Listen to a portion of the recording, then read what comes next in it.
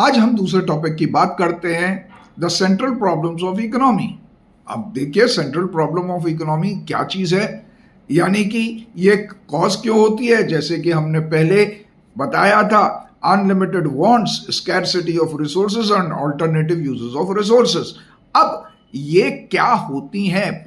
सबसे पहली central problem of economy जो है वो है what to produce and how much to produce. अब what to produce and how much, ये क्वेश्चन है, क्योंकि हमारे पास रिसोर्सेज बहुत लिमिटेड होती हैं। जब रिसोर्सेज बहुत लिमिटेड हैं तो हमारे को अपनी रिसोर्सेज को इस तरह से इस्तेमाल करना है या यूज़ करना है जिससे कि हमें मैक्सिमम सेटिस्फैक्शन मिल सके। तो इकोनॉमी को ये डिसाइड करना होता है कि क्या चीज़ प्रोड्यूस करनी चाहिए।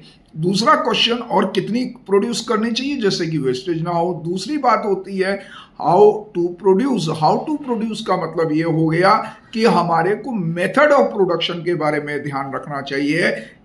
इकोनॉमी को मेथड ऑफ प्रोडक्शन पर ध्यान रखने का मतलब है कि प्रोडक्शन के दो तरीके के होते हैं, एक कैपिटल इंटेंसिव और एक होती है लेबर इंटेंसिव। कैपिटल इंटेंसिव के बारे में अगर हम बात करें तो ये मॉडर्नाइजेशन और डेवलप्ड इकोनॉमी के में यूज होती है, जिसमें टेक्नोलॉजी का ज़्यादा इस्तेमाल होती है और लेबर का कम इस्तेमाल होती है। ये महंगी होती है और अमीर देशों के लिए ज़्यादातर पाई जाती है।